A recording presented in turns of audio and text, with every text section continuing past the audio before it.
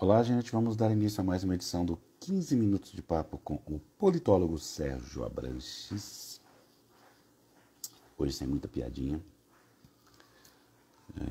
O assunto de hoje é as ruas nos 500 mil mortos.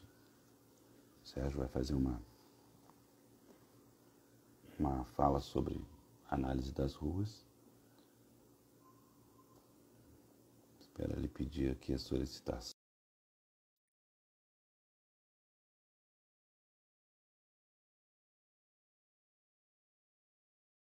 E já vem os Abranches, todos tomam conta da sessão. Antes mesmo de começar, já tá cheio de Abranches. Eu ia falar que hoje não ia fazer piada nem comentário nenhum, não tem jeito. Como é que pode? Cara, antes de entrar, Abranches. Só tem uns 18 Abranches aí já. Você paga o pessoal, Sérgio? Não, é minha tropa de choque voluntária. Bem, então vamos começar a semana com as nossas máximas. A primeira delas é que 30 de junho. É 30 de junho. Acho que sim. Eu te mandei, você viu? Nós vamos comemorar um ano, então estamos em processo de comemoração de um ano de programa diário, coisa de louca. Em segundo lugar, é que nós amamos Heloísa Stalin. Agora sim, doutor Sérgio Abranches, com a palavra com esse tema que não dá margem à piadinha, portanto, encerro as sessões de piadinhas nesse presente momento. O tema é as ruas nos 500 mil mortos. Isso aí. Boa tarde, gente. O que que eu notei? Eu notei que as ruas ficaram mais densas, e mais plurais, o que é muito bom porque, na verdade, a- se as ruas fossem só ocupadas pela esquerda, isso acabaria afugentando o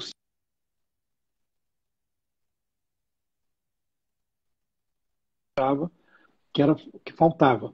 Eu nunca achei que as ruas fossem um fator decisivo no impeachment, mas a maioria dos analistas políticos, dos politólogos, achava que sim. E eu não achava por uma razão simples, quer dizer, eu não, dois impeachments não é suficiente para você ter uma boa noção de quais são os fatores que levam ao impeachment, né?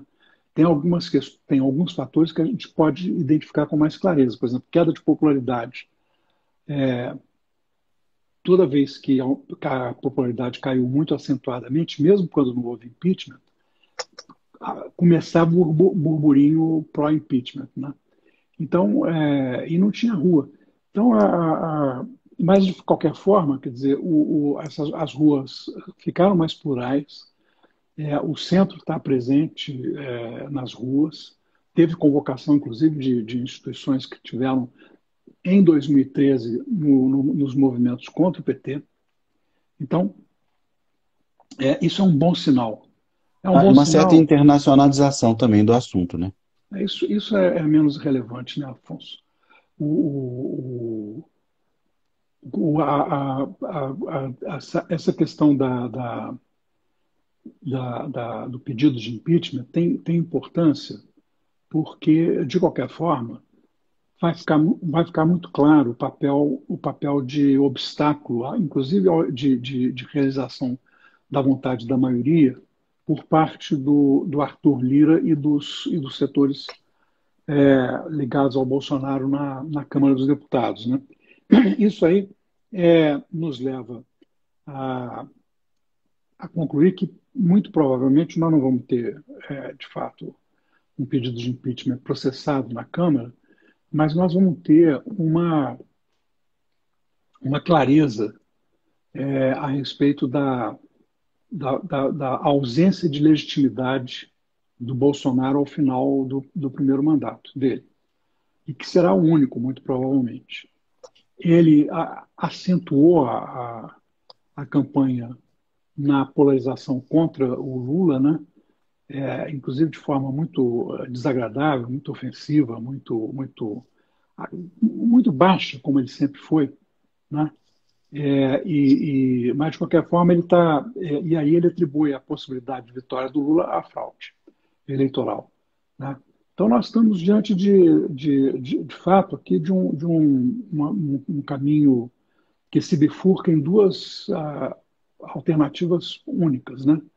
Ou a gente segue o rumo da democracia nas eleições de 2022, ou nós vamos para o caminho do autoritarismo, né? O caminho do autoritarismo pode ser tanto como vir de uma reação ao, a um resultado eleitoral adverso contra a extrema-direita, como pode vir de um segundo mandato conferido ao Bolsonaro. E aí, quer dizer, o papel fundamental aqui vai ser jogado pela esquerda, né? Hoje eu estava num debate com o Renato Janine Ribeiro, no Facebook, fez um comentário ao meu post a respeito do nosso último 15 minutos de papo, Qual o foi na centro, né? sexta-feira, qual o centro.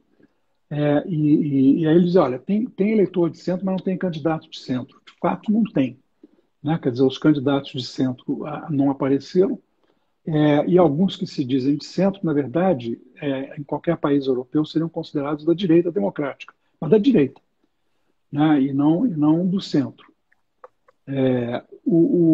Então, quer dizer, na verdade, é a atitude da esquerda que vai definir esse jogo, porque tá nas mãos do PT, né, consequentemente, do Lula, estabelecer pontes que permitam uma união democrática no segundo turno, ou afugentar o centro e a centro-direita e a direita de novo para a extremo-direita do Bolsonaro, né? Isso aí tem a ver com duas questões fundamentais. Primeiro, o ressentimento dos petistas mais radicais, que continua ativo. Eles continuam ofendendo, continuam hostilizando pessoas com as quais eles não concordam e que não concordam com eles, o que é uma atitude completamente antidemocrática, né? Hoje Então até infantil, né, Sérgio? Hoje. mas o grave é que ela é antidemocrática, né? Quer dizer, não admitir a possibilidade da discordância e da rivalidade é antidemocrático, tá certo? Quer dizer, porque a democracia ela se define pela presença de um governo legítimo e de uma oposição legítima e ativa. É isso que faz a democracia, né? É o exercício permanente da crítica de quem não está no governo. Faz parte da vida democrática e é um requisito da democracia, né? Como a rotatividade no poder, né? E a democracia pluralista, a ideia de que você vai ter diversidade de posições e deixa o eleitorado escolher, né?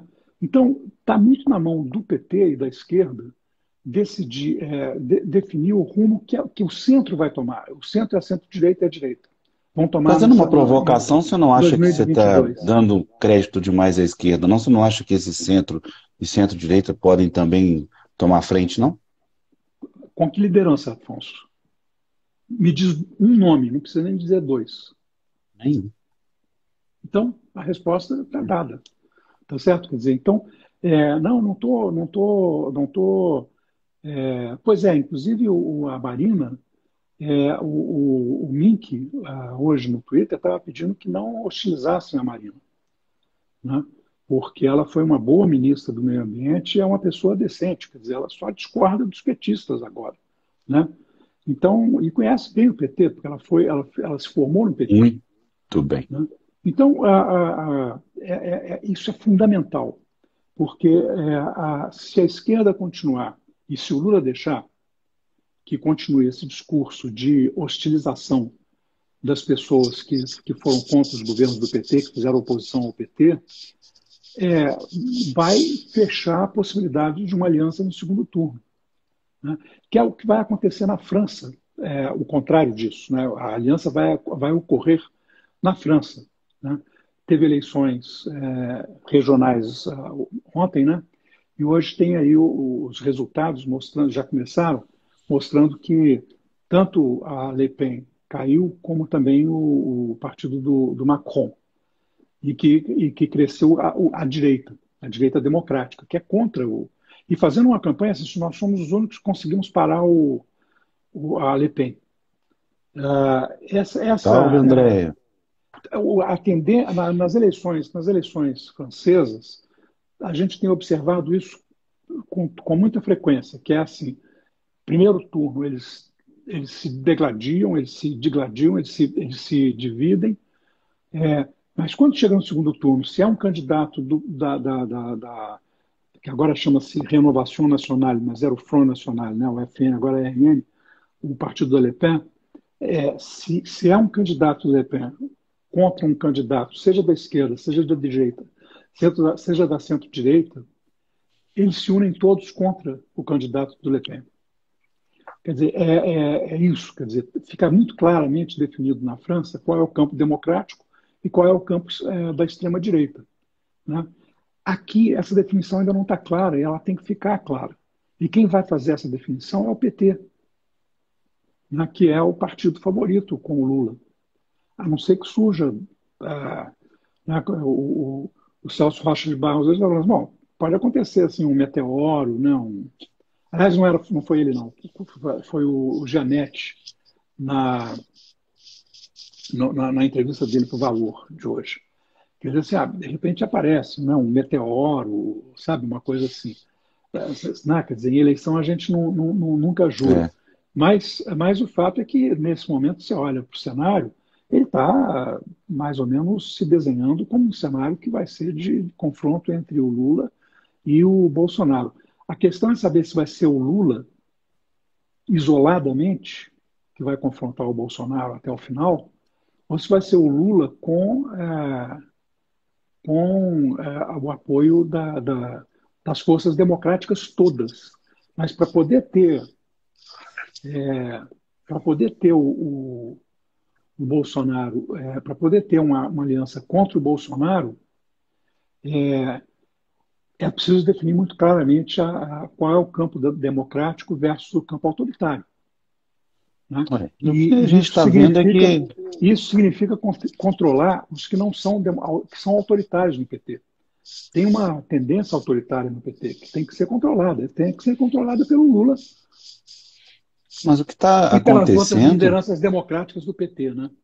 é que, pela minha percepção, vai que eu também estou lendo pouco, é que o PT não está conseguindo aglomerar, não está trazendo para si, nem fazendo discurso para trazer. Aqui está a entrevista do Eduardo, vou ler. Não Temos está, dois porque candidatos que dividem o país. não está, porque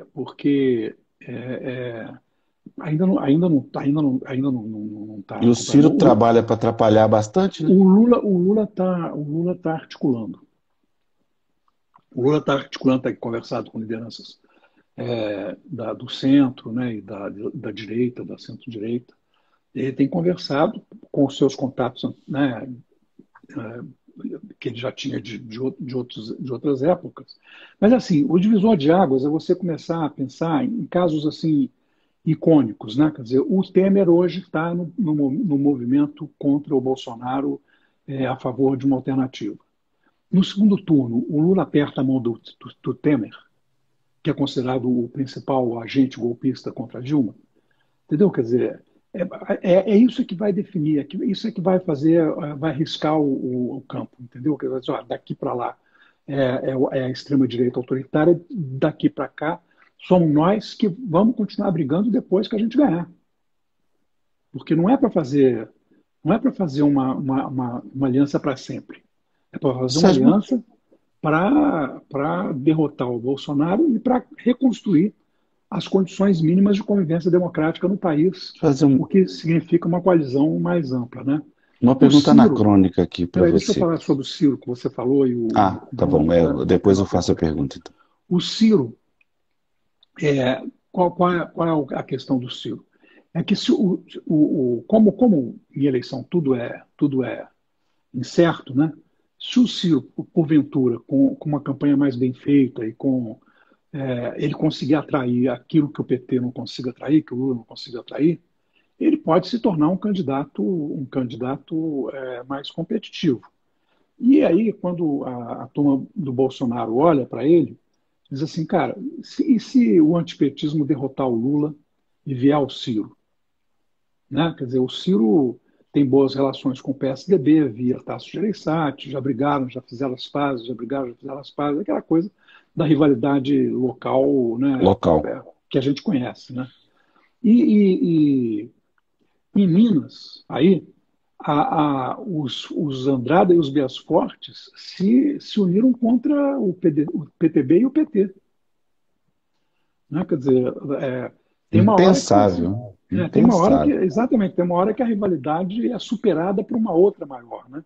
Que é o caso. Então, o Bolsonaro já começou a bater no Ciro e até é bom que bata, porque aí faz com que o Ciro volte as baterias dele contra o Bolsonaro e ele e o Lula não briguem, né? Porque É. o ideal é que esteja todo mundo junto no segundo turno, qualquer que seja o candidato contra o Bolsonaro, se ele Você vê tiver um algum. segundo turno.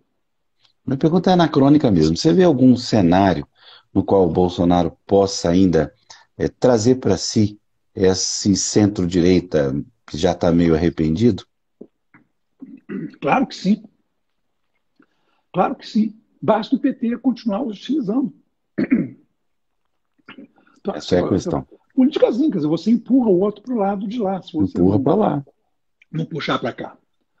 Tá certo? Quer dizer, Exatamente. Eu não estou tem, pensando. não tem Exatamente. dúvida sobre isso, né? Então, é, o importante, eu acho, é não queimar as pontes, entendeu? Quer dizer, pode fazer um primeiro turno, acho que não vai ser mais possível.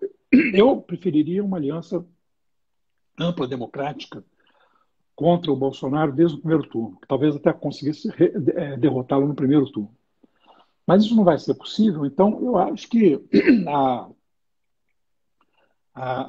o que a gente precisa fazer, a única coisa que a gente pode fazer agora é não queimar pontes. Ou seja, não vamos, né, quer dizer, tem que fazer um acordo de uma trégua e dizer, olha, na campanha a gente não cria ressentimentos entre nós. Vamos bater no Bolsonaro, não vamos, não, golpe baixo entre nós não vai ter. E aí, quer dizer, você aplana o terreno para o segundo turno, né? Fora disso, Sério, nada. como é que você está vendo, ou qual a inclinação da Avenida Paulista nesse sentido? Olha, a Avenida Paulista é bolsonarista. Total, né? Bolsonarista, Mas ela é oportunista. Ela sempre foi, né, uma, uma espécie aderente ao poder, né? Então, se o Bolsonaro perder, eles viram e ganhar o Lula, eles viram lulistas. Se o Bolsonaro perder e ganhar o Ciro, eles viram ciristas, entendeu? Quer dizer, não tem. Essa turma do patriciado paulista não tem vergonha na cara, sabe?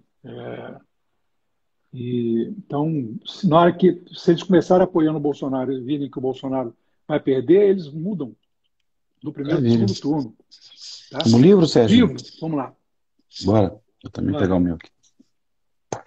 Como remover um presidente, do Hum, Rafael Maffei. Companhia das Letras. Não, Zahar. Zahar, Companhia das Letras. Não, é Zahar. São pandeiros diferentes.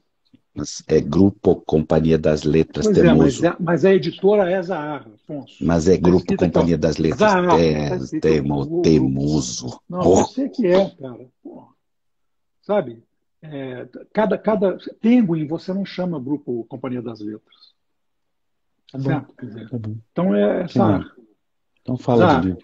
Esse livro faz uma análise dos dois impeachments no Brasil, né, uma análise mais contemporânea. O Brasílio fez um livro sobre o impeachment do Collor, eu escrevi sobre o impeachment do Collor e da Dilma no presidencialismo de coalizão, mas ele é a mais recente análise, né? E quase metade do livro é uma discussão sobre as possibilidades de remoção do Bolsonaro via um impeachment, né?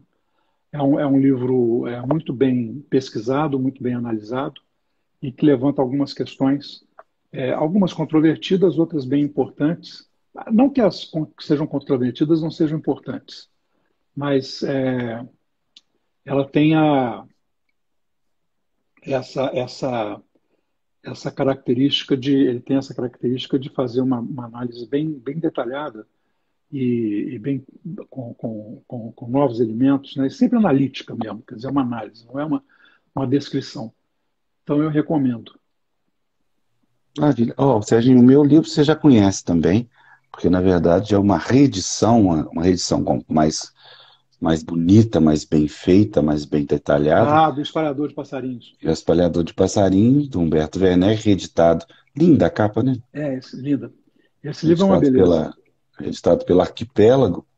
Como diz o Humberto Werneck, ele fez essa seleção de crônicas, ela vem de muito tempo. Ele vem escrevendo ao longo dos anos essas crônicas e contos. Meio crônica e conto. Ele fala que é crônica, mas eu fico assim, ali naquela divisa legal de crônica e conto. E ele decidiu não só refazer, tirar algumas crônicas, colocar outras, com aquela tentativa maravilhosa do Otto Lara Rezende, que ele falou assim que ele refez para tentar despiorar as É, crônicas. é, É o que ele diz no exatamente. artigo.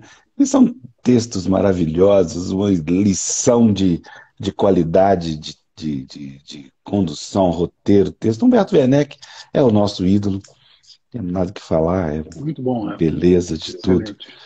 né? Então Também fica aí, recomendo. Sérgio. É o livro dele que eu Beleza. mais gosto, inclusive. É, então tá chegando aí o Drummond, né? Pode Pois é, ser que o você mude de Drummond. opinião, né? Não, o Drummond é outra coisa, né? Outra história. Bem, É. gente, muito obrigado. Fica, Tchauzinho, de fato, Fernando. também registrado nossos pêsames, esse número horroroso que chegou no domingo. E até amanhã.